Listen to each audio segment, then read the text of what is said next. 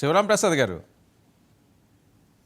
ఆ, సో నిజంగా లక్ష్మి గారికి అభినందనలు. ఎందుకంటే ఇప్పుడు పార్టీ అఫిలియేషన్ లేకుండా అవును. ఒక రాష్ట్రం బాగుండాలి, రాష్ట్రం అభివృద్ధి చెందాలని ఏ పార్టీకి అఫిలియేషన్ లేకుండా ఒక 20 to 25% ఓటర్స్ ఉంటారు. ఆ ఉమ్, ఓటర్స్ లో ఖచ్చితంగా ఈవిడ ఉంటారు. అవును. ఎందుకంటే అభివృద్ధి సంక్షేమం రెండు కావాలని కోరుకోవాల్సిన అవసరం ఉంది.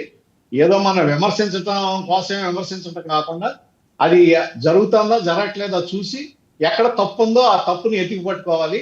అలాగే ఇంకొకటి ఇక్కడ కూటమి ప్రభుత్వంలో వీటి కన్నా కూడా అంటే ఇప్పుడు మీరు ఈ స్కీములు లేకపోతే ఇవన్నీ ఉన్నాయి అనుకోండి, రేపు అమలు చేస్తే దాని మీద వ్యతిరేకత తగ్గిపోతుంది. అది ఆటోమేటిక్ గా మీకు సాఫ్ట్ కార్నర్ వచ్చేస్తుంది ప్రజలు. ఉమ్, కానీ ఒక 60-70 మంది ఎమ్మెల్యేలలో ఈ ఈ కూటమి ఎమ్మెల్యేలలో వీళ్ళు అవినీతి విపరీతంగా చేస్తున్నారు అనేది ఒక ప్రజల్లోకి వచ్చేసింది. అది ఒక చంద్రబాబు నాయుడు గారు కూడా వాళ్ళని హెచ్చరించారు అని అంటున్నారు. ఎంతవరకు కరెక్టో నాకైతే తెలియదు, కానీ దాని మీద ఖచ్చితంగా యాక్షన్ తీసుకోవాలి. ఎందుకంటే గతంలో అవినీతి జరిగింది, ఇవాళ అవినీతి జరుగుతుంది, రెండు పార్టీల మధ్యలో ఇక్కడ తేడా ఏమీ లేదు అనే పరిస్థితి మాత్రం వస్తే, అటువంటి పరిస్థితి వస్తే మాత్రం ప్రమాద గంటికలు మోగినట్టు. ఆ పరిస్థితి రాకుండా జాగ్రత్త పడాల్సిన అవసరం ఉంది ఖచ్చితంగా. ఎవళ్ళైతే ఈ విధంగా అవినీతికి పాల్పడుతున్నారో అవినీతికి పాల్పడే వాళ్ళ మీద చర్యలు తీసుకోవాలి. ఆ తీసుకున్న చర్యలు, చంద్రబాబు నాయుడు గారు తీసుకున్న చర్యలు ప్రజలకు తెలియాలి.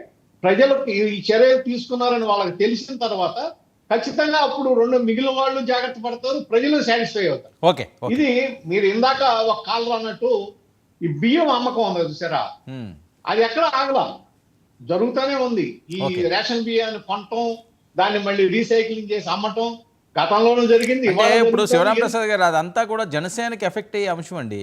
ఎందుకంటే అక్కడ ఉన్నది నాదెండ్ల మనోహర్ గారు.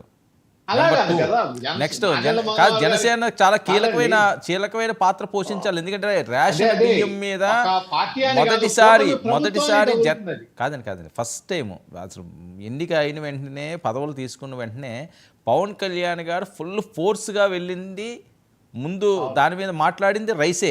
సో దాన్ని జాగ్రత్తగా చూసుకోవాల్సిన అవసరం ఉంది. మరి అక్కడ ఎందుకు అవినీతి జరుగుతుంటే మరి అలా చూస్తూ ఊరుకుంటున్నారో డైరెక్ట్గానే చెప్తున్నారు చాలా మంది కాలర్స్. ఒకసారి పరుచూరు వెళ్దామండి. దాని పరుచూరు మీద immediate గా రామకృష్ణ గారు, యాక్షన్ తీసుకోవాల్సిన అవసరం ఒక్క నిమిషం అండి. రామకృష్ణ గారు పరుచూరు నుంచి. రామకృష్ణ గారు,